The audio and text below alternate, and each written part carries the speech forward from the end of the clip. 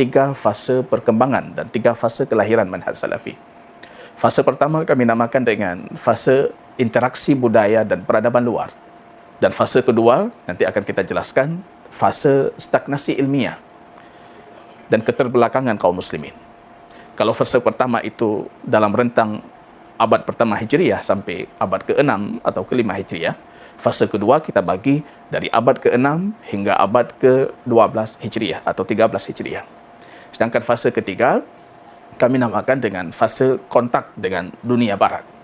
Imperialisme barat, kontak dengan masa-masa istikmariyah, masa-masa penjajahan, atau masuknya kekuatan-kekuatan militer barat, kekuatan politik barat ke dunia Islam atau dunia kaum muslimin. Kaum muslimin pemirsa Diah TV yang berbahagia, di fase pertama yang kita awali kemunculan manhaj salafi ini, di fase pertama yang kami namakan dengan fase interaksi budaya luar dan masuknya peradaban-peradaban luar, peradaban Yunani, peradaban Hindi, peradaban Romawi, masuk mewarnai sakafah Islamiyah, wawasan keislaman kaum muslimin. Bahkan yang tidak luput pembahasan teologi pun, pembahasan akidah pun menjadi pembahasan yang dirasuki dan dimasuki dengan pemikiran-pemikiran teologi ataupun ideologi dari peradaban Yunani yang menyebabkan banyak kaum muslimin terjerumus ke dalam kesesatan pemikiran dan kesalahan dalam berakidah.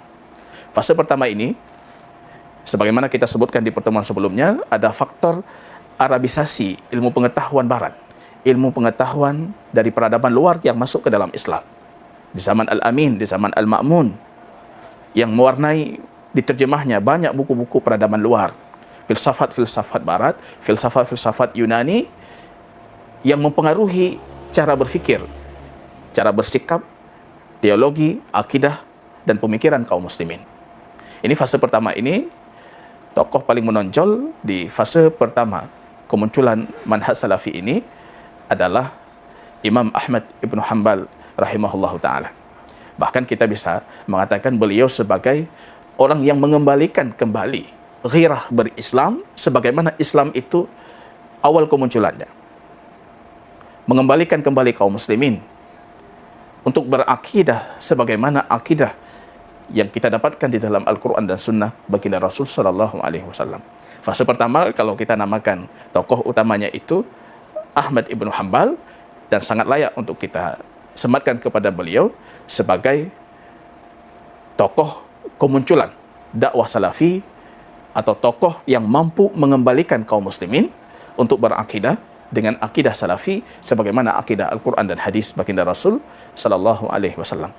Kita tahu perjalanan panjang dan nanti akan kita menyajikan dalam satu episode khusus tentang biografinya Imam Ahmad ibn Hanbal, supaya kita mampu menelusuri bagaimana jejak Imam Ahmad dan peranan besar beliau dalam mengembalikan kaum muslimin kepada akidah yang lurus ini.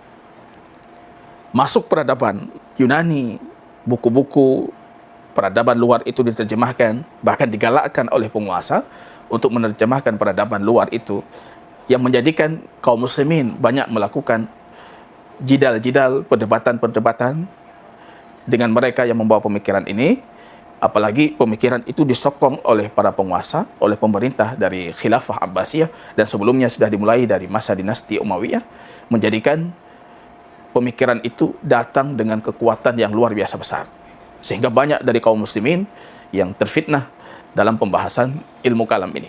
Banyak yang terjerumus, banyak yang masuk ke dalam pemikiran itu, bahkan dari mereka banyak yang tidak mampu keluar dari pemikiran-pemikiran peradaban Yunani itu, terutama dalam pembahasan akidah dan teologi keislaman. Di situ lahir Imam Ahmad dalam satu fitnah yang kita kenal dalam sejarah dengan fitnah khalqil Quran.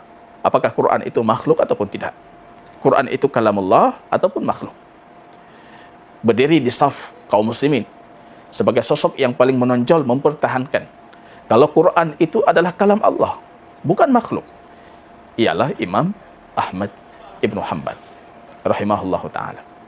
Maka sebagian kaum muslimin, para ulama kita mengatakan Islam ini Allah tolong dengan dua sosok di saat yang krusial.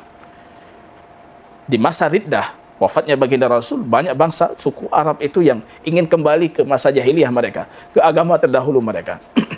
Allah tolong agama ini dengan sosok Abu Bakar As-Siddiq radhiyallahu ta'ala.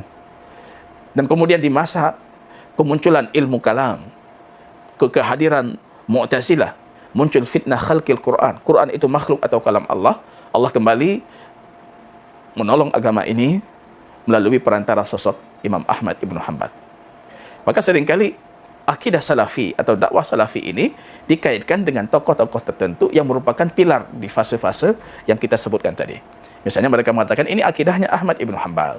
Padahal Ahmad Ibn Hanbal itu cuma mengembalikan kaum muslimin ke akidah ataupun ke kemurnian akidah yang seharusnya mereka berakidah dengan akidah seperti itu. Atau kita nanti di fase kedua dikaitkan dengan sosok Syekh Muhammad Imam Taqiyuddin Ibn Taimiyah rahimahullah. Seolah-olah ini akidah baru yang dilahirkan oleh Ibn Taimiyah. Padahal Ibn Taimiyah cuma bertugas mengembalikan kaum muslimin ke jalan yang lurus ini, ke akidah yang sahih ini, ke kemurnian akidah ini dengan kembali ke kitab Allah dan sunnah Rasul sallallahu alaihi wasallam, bukan melakukan perkara baru. Jadi kalau ada yang bertanya, kalau demikian apakah akidah salafi atau manhaj salafi ini bersanad sampai ke Rasulullah, bersanad sampai ke Rasulullah? Apakah akidah ini hanya produk baru? Bukan produk baru, tapi mengembalikan kepada kemurnian Al-Quran dan Sunnah sebagaimana seharusnya akidah yang lahir dari Islam yang kafah, dari Islam yang murni, sebelum terkontaminasi dengan peradaban luar, ilmu kalam, filsafah-filsafah Yunani, filsafah Hindi, dan filsafah Persia yang masuk ke dalam dunia Islam saat itu. Jadi kalau yang bertanya di fase pertama itu, apakah cuma Imam Ahmad sebagai tokoh yang mengajak kembali ke akidah salaf? Tentunya bukan. Hampir bisa kita pastikan semua ulama madhab, ulama-ulama besar di fase pertama dari abad 1 Hijriah sampai abad ke-6 Hijriah atau abad ke-5 Hijriah, itu adalah para ulama penyokong akidah salaf. Mereka para penyuruh dan panji-panji yang menggerakkan kaum muslimin untuk kembali ke akidah Islam yang lurus, kembali ke akidahnya baginda Rasul sallallahu alaihi wasallam. Maka mereka kadang-kala menamakan kitab-kitab akidah itu dengan nama As-Sunnah, karena memang seperti itu As-Sunnah baginda Rasul sallallahu alaihi wasallam. Jadi mengembalikan ke sumber dalil yang autentik, yaitu kitab Allah dan sunnah Rasul sallallahu alaihi wasallam. Di antara tokoh yang mungkin patut kita sebutkan di fase pertama yang menyuruh kembali kaum muslimin untuk kembali ke akidah yang lurus, mungkin kita mengenal Al-Imam Abu Hanifah sebagai imam tertua dari 4 mazhab fikih yang populer atau yang diakui secara ijma' kaum muslimin, An-Nu'man Ibn Sabit, yang wafat pada tahun 150 Hijriah. Beliau punya kitab akidah yang sangat kita kenal dengan Al-Fiqhul Akbar. Beliau namakan akidah ini dengan sebuah kefakihan yang besar. Akidah itu dengan ilmu yang besar. Di situ jelas sekali beliau mengajak kaum muslimin dan menampilkan akidah-akidah yang seharusnya diyakini oleh kaum muslimin itu sesuai dengan kitab Allah dan sunnah Rasul sallallahu alaihi wasallam. Atau kita juga memiliki Malik Ibnu Anas Ibnu Malik yang kita kenal dengan Imam Darul Hijrah, Imam Malik rahimahullah, yang wafat pada tahun 179 Hijriah. Beliau imam, bisa kita katakan sebagai pendiri madhab atau fikih Maliki, penulis kitab Al-Muwatta dalam hadis, dan situ kita dapati hadis-hadis yang beliau munculkan dalam karya-karya beliau itu semuanya mengajak kaum muslimin kembali ke kemurnian akidah atau kembali ke manhaj salafi. Atau kita juga memiliki Imam Abdullah Ibn Mubarak Al-Marwazi yang wafat pada tahun 181 Hijriah, penulis kitab Musannaf pertama atau yang kita kenal dengan Musannaf Ibnu Abdul Razak. Di situ juga kita dapati akidah yang beliau tetapkan dalam kitab beliau itu akidah yang sesuai dengan Al-Quran dan sunnah Rasul sallallahu alaihi wasallam, yaitu kembali ke kemurnian akidah. Yang mengatakan dalam Musannaf Abdul Razak ada disebutkan pembahasan Nur Muhammad misalnya. Kita sudah menjelaskan panjang lebar tentang hal itu. Kalau itu hanya kitab yang ditambahkan secara palsu ke dalam Musannaf Imam Abdul Razak. Dan itu bukan, sama sekali bukan dari karyanya Imam Abdul Razak. Pembahasan akidah yang menyeleweng itu tidak pernah tercantum dan tersebutkan dalam Musannaf Imam Abdul Razak. Atau kita juga memiliki Yahya Ibnu Sa'id Al-Basri yang wafat pada tahun 198 Hijriah, Imam Ahlul Hadis di zamannya. Atau Muhammad Ibnu Idris Asy-Syafi'i yang wafat pada tahun 204 Hijriah, yang kita kenal sebagai imam dalam fikih Asy-Syafi'i, fikih yang dianut oleh mayoritas masyarakat kita atau kaum muslimin di Asia Tenggara hari ini. Penulis kitab Al-Um, penulis kitab Ar-Risalah dalam usul fikih, imam besar yang diakui keimaman beliau. Kita bisa dapati, bisa kita telusuri secara sanad, akidah-akidah yang disebarkan oleh Imam Asy-Syafi'i tidak jauh berbeda dengan akidah para imam-imam di zamannya, yang mereka riwayatkan secara riwayat dan sanad sampai ke Rasulullah sallallahu alaihi wasallam. Tentunya dalam akidah mereka tidak ada pemahaman-pemahaman, tidak ada terasuki dengan ilmu kalam ataupun peradaban Yunani, peradaban Hindi, peradaban Persia. Nggak ada pembahasan itu dalam kitab-kitab mereka. Atau kita juga memiliki Nu'aim ibnu Ahmad Al-Marwazi yang wafat pada tahun 228 Hijriah, pakar ilmu hadis yang wafat di Samura di dalam penjara setelah menolak mengakui Al-Quran itu makhluk di zaman Al-Mu'tasim. Beliau bahkan menulis 13 kitab yang membantah pemikiran-pemikiran ilmu kalam, pemikiran-pemikiran Jahmiyah. Sampai 13 kitab beliau menulis. Di situ kita dapati dari karya-karya beliau, semuanya mengajak kaum muslimin kembali ke akidah Islam yang lurus, yang sesuai dengan kitab Allah dan sunnah Rasul sallallahu alaihi wasallam. Atau kita juga bisa menyebutkan Abdullah ibnu Muhammad Al-Ju'fi yang wafat pada tahun 229 Hijriah, guru besar dalam ilmu hadis, guru daripada Imam Al-Bukhari rahimahullah, penulis pertama kitab Musnad para sahabat. Dan beliau juga termasuk di antara tokoh penting yang membantah pemikiran-pemikiran Jahmiyah di zamannya. Atau Ishaq ibnu Rahaweh yang wafat pada tahun 238 Hijriah, guru daripada Imam Al-Bukhari rahimahullah, yang kita kenal dengan tokoh ulama di negeri Khurasan, Imam Ishaq ibnu Rahaweh. Beliau yang memiliki madrasah yang melahirkan banyak tokoh-tokoh para ahli hadis setelahnya. Ini Imam Ishaq ibn Rahaweh, bisa kita telusuri jejak beliau dalam berakidah dari tulisan-tulisan beliau, dari kitab-kitab beliau yang bersanad sampai ke baginda Rasul sallallahu alaihi wasallam. Semuanya mengajak kaum muslimin kembali ke akidah Islam yang lurus, kembali ke kemurnian akidah Al-Quran dan sunnah Rasul sallallahu alaihi wasallam. Atau kita pasti mengenali sosok dari Imam Al-Bukhari rahimahullah, penulis kitab Sahih Al-Bukhari yang wafat pada tahun 256 Hijriah. Murid dari Imam Ahmad ibnu Hanbal yang kita kenal dengan kegigihan beliau dalam menyebarkan akidah yang lurus, akidah yang sesuai dengan konsep Quran dan sunnah Rasul sallallahu alaihi wasallam. Menulis kitab tentang khalqu af'alil ibad dan banyak kitab bantahan-bantahan untuk pemikiran-pemikiran ilmu kalam, pemikiran-pemikiran kaum Jahmiyah di zamannya. Terfitnah dengan pemikiran-pemikiran itu, dan itu tidak benar. Karya beliau menunjukkan justru beliau itu pembantah utama, penolak utama terhadap akidah dan pemikiran Jahmiyah. Atau kita juga memiliki satu nama lain yang merupakan muridnya daripada Imam Al-Bukhari rahimahullah, yang kita kenal dengan Imam Muslim, penulis kitab Sahih Muslim, yang bernama Muslim ibnu Hajjaj ibnu Muslim An-Naisaburi yang wafat pada tahun 261 Hijriah. Atau kita juga mengenali para a'immah kutub sunan, ya, Imam At-Tirmizi misalnya, Abu Isa Muhammad ibnu Isa ibnu Saurah As-Sulami At-Tirmizi yang wafat pada tahun 279 Hijriah. Kita dapati akidah yang beliau sebutkan dalam Sunan At-Tirmizi itu juga sesuai dengan akidah Quran dan hadis, akidah para ulama salaf. Atau setelahnya kita memiliki Imam Abu Abdurrahman Ahmad ibnu Shu'aib ibnu Ali ibnu Sinan ibnu Bahar ibnu Dinar An-Nasai, penulis kitab Sunan An-Nasai yang wafat pada tahun 303 Hijriah. Atau setelahnya kita juga memiliki Muhammad ibnu Ishaq ibnu Khuzaimah As-Sulami yang wafat pada tahun 311 Hijriah. Dijuluki dengan Imamul A'immah, imamnya para imam. Beliau penulis kitab Tauhid dan Isbat Sifati Rabb. Jadi di situ jelas sekali bagaimana keyakinan mereka dan akidah mereka terutama tentang sifat Allah. Dan itu sesuai dengan apa yang diyakini oleh kaum salafi hari ini dan sesuai dengan apa yang diyakini oleh para ulama salafi terdahulu. Sesuai dengan kitab Allah, sesuai dengan petunjuk dalam hadis baginda Rasul sallallahu alaihi wasallam. Atau kita mungkin juga mengenali Imam At-Tahawi, Ahmad ibnu Muhammad ibnu Salamah Ibnul Azdi At-Tahawi, yang wafat pada tahun 321 Hijriah. Penulis akidah At-Tahawiyah yang sangat masyhur, atau penulis kitab hadis Mushkilul Athar dan Al-Mukhtasar dalam ilmu fikih.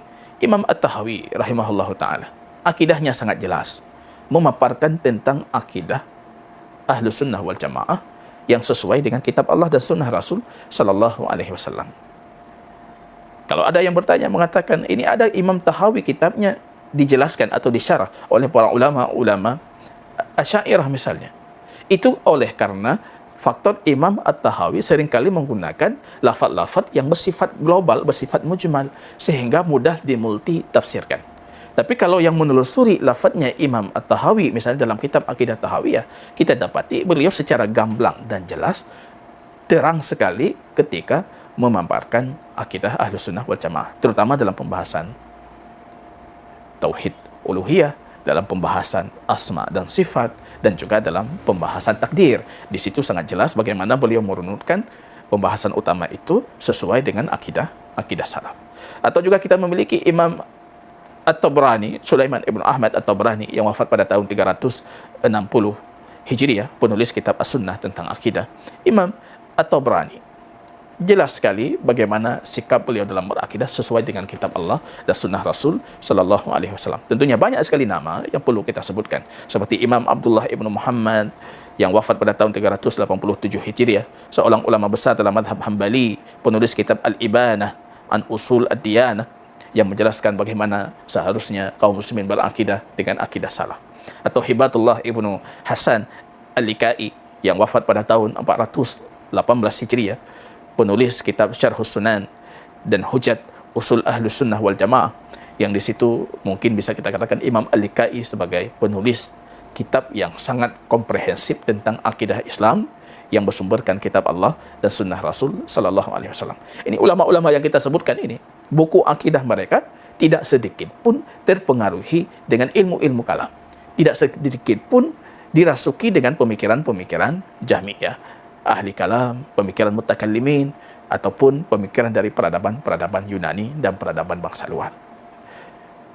Atau kita juga punya ulama ahlu sunnah di negeri Andalus yang kita kenal dengan Ahmad ibnu Muhammad Al-Andalusi yang wafat pada tahun 429 Hijriah. Ulama ahli qiraah, penulis kitab Usul Ad-Diyanah. Di situ beliau menjelaskan secara gamblang tentang akidah Ahlus Sunnah wal Jamaah. Atau juga kita juga memiliki Abdullah ibnu Ahmad Al-Ansari Al-Harawi, penulis kitab As-Sunnah dalam pembahasan akidah.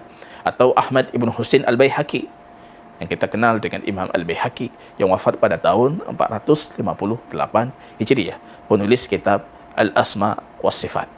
Jelas sekali dalam kitabnya Imam Al-Baihaqi bagaimana beliau menetapkan sifat ulu bagi Allah Subhanahu wa taala sesuai dengan yang ditetapkan oleh para ulama salaf sebelumnya dan juga para ulama salaf dari generasi mutaakhirin. Tentunya akidah-akidah yang mereka paparkan sama sekali tidak terkontaminasi dengan pemikiran-pemikiran luar itu. Atau kita juga punya Imam Al-Qurtubi, Yusuf ibnu Abdillah ibnu Abil Bar Al-Qurtubi yang wafat pada tahun 463 Hijriah, penulis kitab Jami'ul Bayan an Ilmi wa Fadlihi. Karya-karya beliau sangat jelas memaparkan kepada kita bagaimana pemikiran, bagaimana sikap ulama salaf dalam pembahasan-pembahasan penting atau pembahasan-pembahasan utama akidah. Ini para ulama yang kita sebutkan, ini mematahkan teori yang sering disebutkan oleh para musuh atau orang yang tidak senang dengan manhaj salafi atau dengan akidah salaf, yang mengatakan akidah salaf itu produk baru yang dilahirkan oleh ulama-ulama tertentu dan tidak bersanad sampai ke Rasulullah. Justru yang perlu kita yakini, akidah salaf itu bersumberkan Al-Quran dan hadis baginda Rasul, tentunya bersanad sampai baginda Rasul sallallahu alaihi wasallam. Akidah kita ini tidak terkontaminasi sedikit pun dengan pemikiran-pemikiran baru yang lahir jauh sebelum abad 1 Hijriah itu. Itu fase pertama. Fase yang kita namakan dengan interaksi budaya dan peradaban luar, terutama peradaban Yunani yang sangat mempengaruhi teologi dan akidah kaum muslimin di fase pertama itu. Fase kedua, ya, ini dengan masuknya abad ke-6 terutama, apalagi di tahun 656 Hijriah, kita kenal dengan luluh lantaknya atau di bumi hanguskan negeri Baghdad, negeri yang peradaban itu hancur lebur di tangan para tentara Tartar dan Mongol yang memporak-porandakan stabilitas kaum muslimin, ya, hilangnya keamanan, rusaknya kehidupan sosial, rusaknya kehidupan ekonomi, dan juga rusaknya kehidupan keilmuan di tengah kaum muslimin. Yang kami namakan fase kedua ini dengan fase stagnasi ilmiah.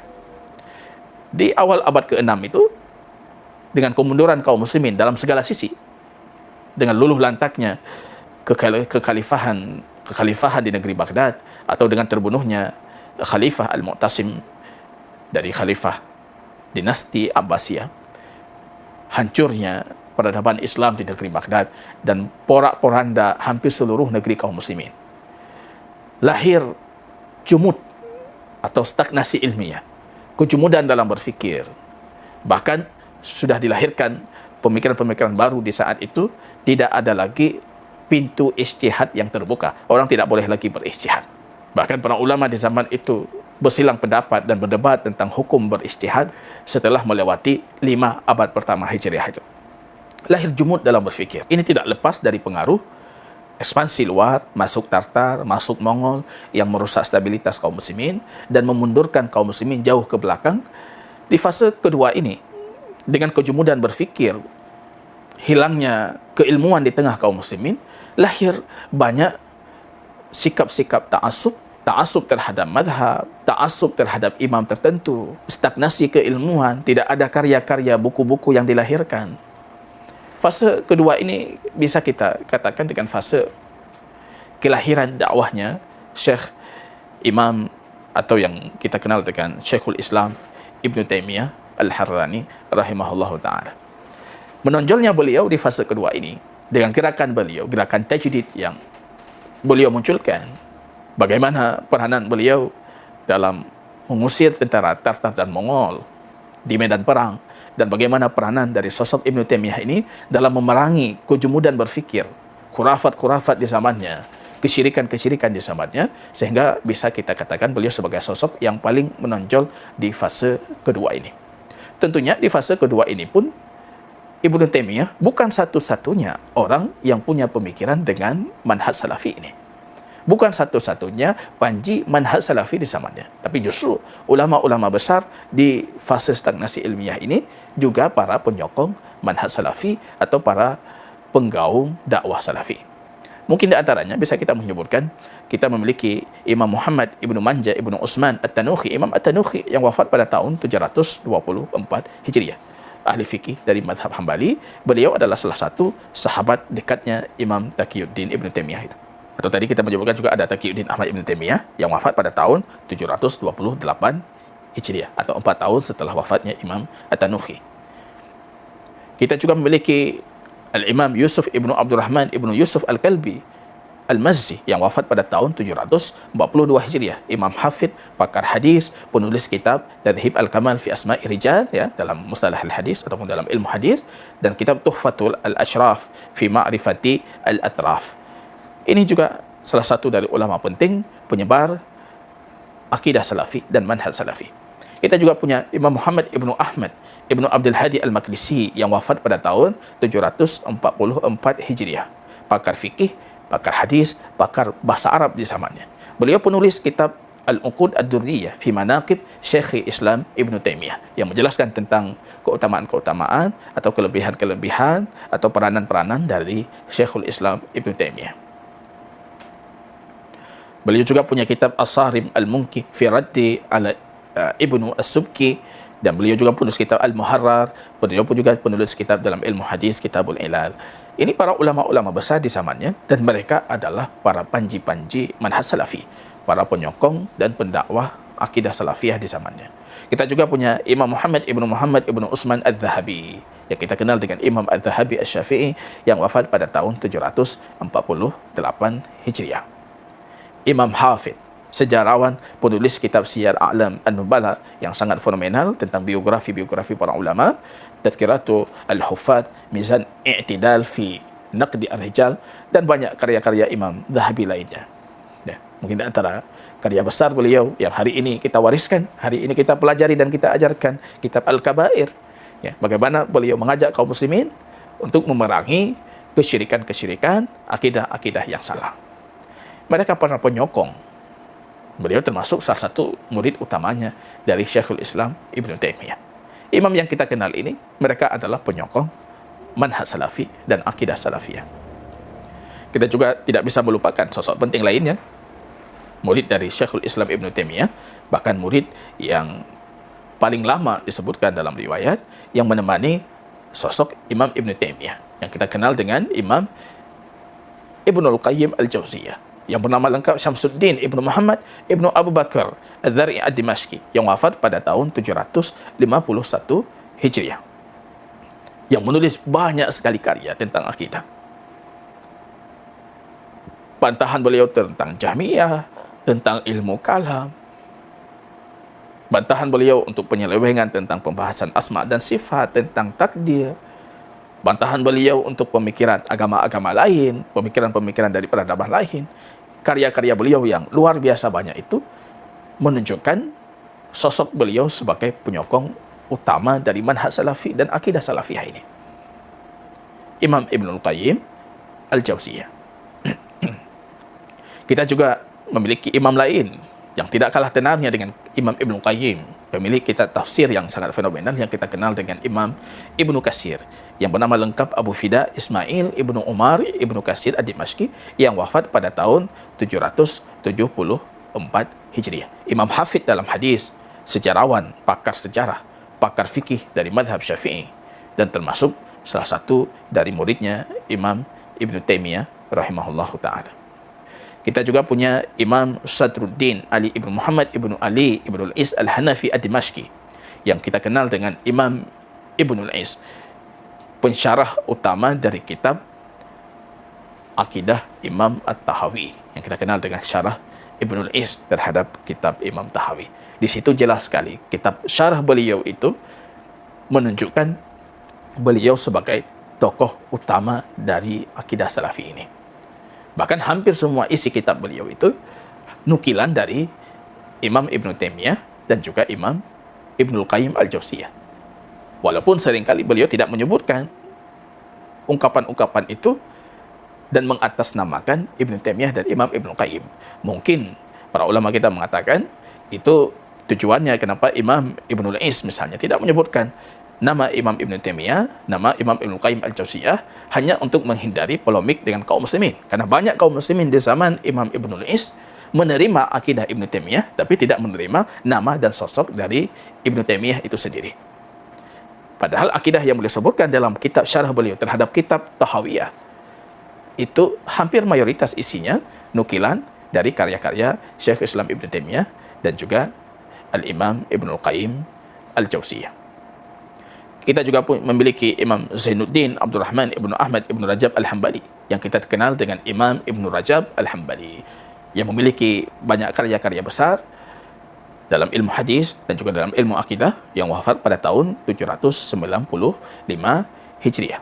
Ya, pemilik kitab Jami' Al-Ulum wal Hikam, ya, yang menyempurnakan hadis Arba'in An-Nawawiyah, Al-Qawaid Al-Fiqhiyah, dan juga Kashful Qurbah fi Wasfi Ahli Al-Ghurbah, dan juga karya-karya beliau yang lainnya, semuanya menunjukkan kalau Imam Ibn Rajab Al-Hambali merupakan sosok yang sangat siqah, sosok yang sangat teguh dalam menyebarkan akidah salafi ataupun manhaj salafi ini. Kita juga memiliki Muhammad Ibn Abdullah Ibn Muhammad Al-Kaisi Ad-Dimashqi, yang wafat pada tahun 842 Hijriah, dikenal dengan Ibnu Nasiruddin, pakar hadis, sejarawan, penulis kitab Iftitahu Al-Qari fi Sahih Al-Bukhari, atau Uqudu Ad-Durari fi Ulumi Al-Athari, atau Ar-Raddu Al-Wafir. Kitab Ar-Raddu Al-Wafir karya Imam Muhammad Ibn Abdullah ini beliau khususkan untuk membantah pendapat-pendapat mereka yang menyelisihi Syekhul Islam Ibn Taimiyah, ya, sebagai penyokong utama terhadap dakwah salafi yang digaungkan oleh Imam Ibn Taimiyah rahimahullah. Atau kita juga memiliki imam lain yang bernama Mar'i Ibnu Yusuf Ibnu Abu Bakar Al-Karahmi Al-Maqdisi, yang wafat pada tahun 1033 Hijriah. Pakar fikih, pakar tarikh sejarah, pakar sastra Arab, penulis kitab Dalilul Talib dalam kajian fikih, ataupun Qalaidul Mirjan fi Nasikh wal Mansukh minal Quran, dalam ilmu Al-Quran, atau aqawilu al-thiqat fi ta'wil al-asma' was sifat, dalam kajian akidah Islam, ya, terutama dalam pembahasan akidah kaum muslimin tentang asma' dan sifatnya Allah Subhanahu wa taala. Kita juga punya Imam Utsman ibnu Ahmad ibnu Sa'id ibnu Utsman ibnu Qaid An-Najdi yang wafat pada tahun 1094 Hijriah, penulis kitab Najatu Al-Khalafi fi I'tiqadi As-Salafi. Di situ jelas sekali pemaparan beliau tentang akidah As-Salafi. Dan juga penulis kitab Hidayatu Ar-Raghib fi Syarhi Umdati Talib. Ini para ulama-ulama yang kita sebutkan ini. Ini adalah tokoh-tokoh utama, para penggiat dakwah salaf dari fase pertengahan, dari abad ke-7 sampai ke abad 11 Hijriah. Jadi sama sekali, misalnya Syekh Muhammad bin Abdul Wahab belum hadir di fase-fase ini. Tapi kita sudah mendapati para ulama-ulama penggiat dakwah salaf ini ramai sekali atau bersanad sampai ke Rasulullah. Ya, setiap tahunnya, setiap masanya ada imam-imam ahlu sunnah wal jamaah yang berupaya mengembalikan kaum muslimin kepada kemurnian akidah dan kemurnian ibadah. Ya. Di fase ketiga yang kami namakan dengan fase kontak dengan dunia barat. Ya, ini kita sudah masuk ke zaman imperialisme, zaman penjajahan, ya, yang kaum muslimin sudah terkotak-kotak, ya, menjadi negara-negara kecil atau wilayah-wilayah kecil. Ya. Nah, ini fase yang bisa kita katakan yang menjadikan butuh pembaharuan baru di tengah saf kaum muslimin, ya, dalam kondisi perpolitikan kaum muslimin yang sudah terpecah-pecah, sosial kaum muslimin yang sudah terpecah-pecah, kemudian kaum muslimin pun berada dalam kondisi lemah, ya, berada dalam kondisi masa-masa penjajahan, masa-masa imperialisme. Dan kita dapati di masa-masa ini pun tidak kurang para ulama-ulama yang berupaya mengembalikan kaum muslimin kembali ke akidah salaf, akidah yang sesuai dengan kitab Allah dan sunnah Rasul sallallahu alaihi wasallam. Tentunya banyak sekali para ulama-ulama yang perlu kita sebutkan, tapi tentunya yang paling populer dari yang lain, ya, yang punya peranan penting dalam tegaknya satu negara yang berbasis kepada kitab Allah, berlandaskan kitab Allah dan sunnah Rasul sallallahu alaihi wasallam, yang paling penting di antaranya atau paling terkenal di antaranya yaitu Syekh Muhammad ibnu Abdul Wahab At-Tamimi, ya, yang kita kenal dengan Syekh Muhammad bin Abdul Wahab, atau yang sering kali orang-orang menisbatkan kepada beliau pemikiran beliau dengan kata Wahabi.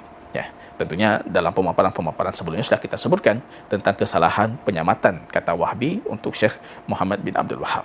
Di sini pun lahir dari setiap negeri-negeri kaum muslimin para ulama-ulama yang kembali mengajak kaum muslimin untuk kembali ke kemurnian akidah, kembali ke manhaj salafi, kepada akidah yang sesuai dengan kitab Allah dan sunnah Rasul sallallahu alaihi wasallam. Mungkin barangkali ini ringkasan-ringkas yang kita sebutkan tadi menjelaskan 3 fase perkembangan manhaj salafi atau 3 fase kelahiran manhaj salafi. Tentunya setiap fase kelahiran itu punya ciri khas atau karakteristik yang mungkin sedikit berbeda dengan fase sebelumnya. Kalau kita lihat, misalnya kita telusuri di fase pertama Imam Ahmad ibnu Hanbal, gerakan salafiyah di situ mengembalikan ke kemurnian akidah sesuai dengan kitab Allah dan sunnah Rasul sallallahu alaihi wasallam, tanpa membuka sedikit pun pintu perdebatan dan celah berdebat dengan para ahli kalam, dengan para ulama-ulama dari pemikiran-pemikiran luar yang salah itu. Ya, mereka cuma berdebat dengan tetap menjadi patokan Quran hadis itu sebagai referensi utama. Di fase kedua, zamannya Ibnu Taimiyah rahimahullah, beliau sedikit berlonggar dalam berdalil dengan logika-logika, narasi-narasi rasional yang menjawab kesalahan-kesalahan logika dari para ahli kalam atau mutakallimin atau dari para pembawa-pembawa akidah Mu'tazilah, Jahmiyah dan juga akidah Asy'ariyah. Beliau bukan cuma menjawab dengan Quran dan hadis, tapi sedikit longgar dalam menjawab mereka itu, dalam membantah mereka itu, justru membantah mereka dengan dalil-dalil burhani rasional, dalil-dalil logika yang memang seharusnya logika yang sehat itu tidak bisa atau tidak mungkin menyelisihi kesahihan Al-Quran dan sunnah Rasul sallallahu alaihi wasallam. Mungkin ini pemaparan singkat tentang fase perkembangan akidah salafi atau manhaj salafi.